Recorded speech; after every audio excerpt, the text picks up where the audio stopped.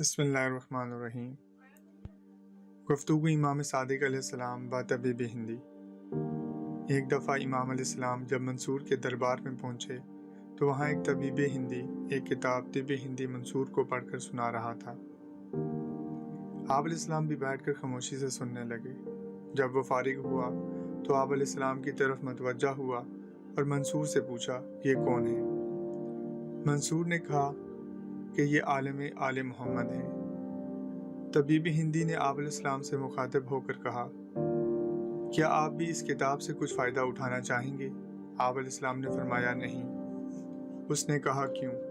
آپ علیہ السلام نے فرمایا، جو کچھ میرے پاس ہے وہ اس سے کہیں بہتر ہے جو تمہارے پاس ہے۔ اس نے کہا، آپ کے پاس کیا ہے؟ آپ علیہ السلام نے فرمایا کہ ہم گرمی کا سردی سے اور سردی کا گرمی سے، رطوبت کا خشکی سے اور خشکی کا رطوبت سے علاج کرتے ہیں، اور جو کچھ رسول خدا صلی اللہ علیہ وسلم نے فرمایا ہے اس پر عمل کرتے ہیں اور انجام کار خدا پر چھوڑتے ہیں۔ طبیب ہندی نے کہا، وہ کیا ہے؟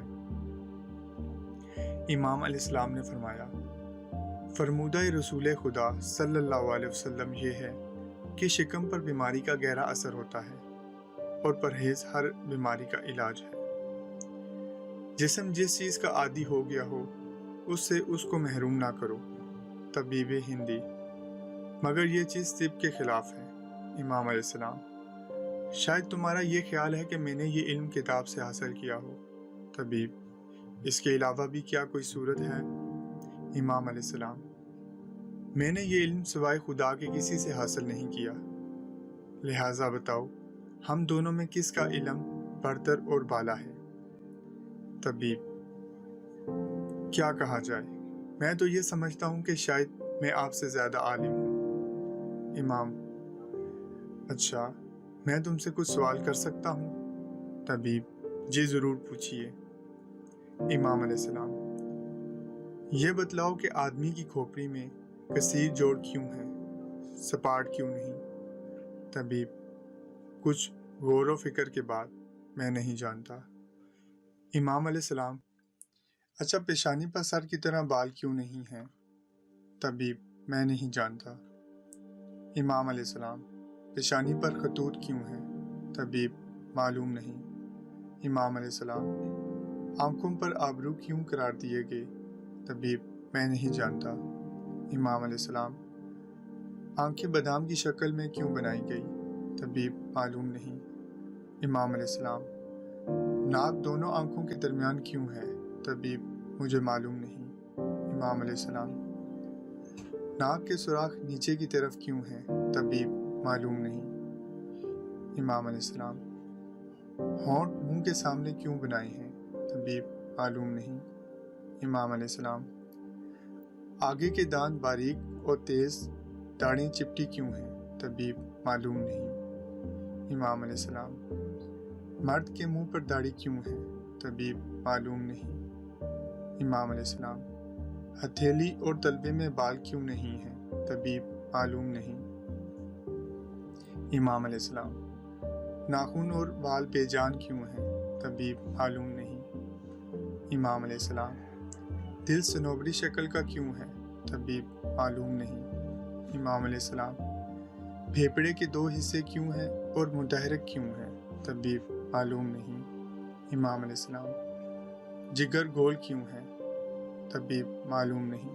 امام علیہ السلام، گھٹنے کا پیالہ آگے کی طرف کیوں ہے؟ طبیب، معلوم نہیں۔ امام علیہ السلام، میں خدائے دانا برتر کے فضل سے ان تمام باتوں سے واقف ہوں۔ طبیب، فرمائیے میں بھی اس سے مستفید ہو سکوں۔ امام علیہ السلام، تو باغور ہو کے سن۔ جوابات: آدمی کی کھوپڑی میں مختلف جوڑ اس لیے رکھے گئے تاکہ درد سر اس کو نہ ستائے۔ سر پر بال اس لیے اگائے تاکہ دماغ تک روغن کی مالش کا اثر جائے اور دماغ کے بخارات خارج ہو سکیں، نیز سردی اور گرمی کا بالحاظ وقت لباس بن جائے۔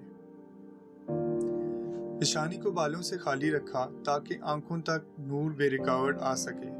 پیشانی پر خطوط اس لیے بنائے ہیں تاکہ پسینہ آنکھوں میں نہ جائے اور یہ خطوط پسینے کے لیے نہروں کا کام کریں۔ آنکھوں کے اوپر آبرو اس لیے بنائے تاکہ آنکھوں تک بقدر ضرورت نور پہنچے۔ دیکھو جب روشنی زیادہ ہو جاتی ہے تو آدمی اپنی آنکھوں پر ہاتھ رکھ کر چیزوں کو دیکھتا ہے۔ ناک دونوں آنکھوں کے درمیان اس لیے بنائی ہے تاکہ روشنی کو برابر دو حصوں میں تقسیم کر دے تاکہ معتدل روشنی آنکھوں تک پہنچے۔ آنکھوں کو بادام کی شکل اس وجہ سے دی تاکہ آنکھوں میں جو دوا سلائی سے لگائی جائے اس میں آسانی ہو اور میل آنسوؤں کے ذریعے بآسانی خارج ہو سکے۔ ناک کے سوراخ نیچے کی طرف اس لیے بنائے تاکہ مغز کا میل وغیرہ اس سے خارج ہو اور خوشبو بذریعہ ہوا دماغ تک جائے اور لقمہ منہ میں رکھتے وقت فوراً معلوم ہو جائے کہ غذا کثیف ہے یا لطیف۔ ہونٹ منہ کے سامنے اس لیے بنائے کہ دماغ کی کثافتیں جو ناک کے ذریعے آئیں منہ میں نہ جا سکیں اور خوراک کو آلودہ نہ کریں۔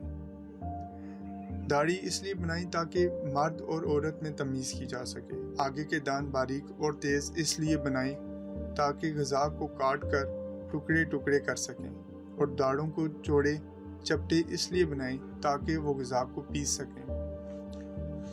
ہاتھوں کی ہتھیلیاں بالوں سے محروم اس لیے ہیں تاکہ قوت لامسہ یعنی چھونے کی قوت صحیح کام انجام دے سکے۔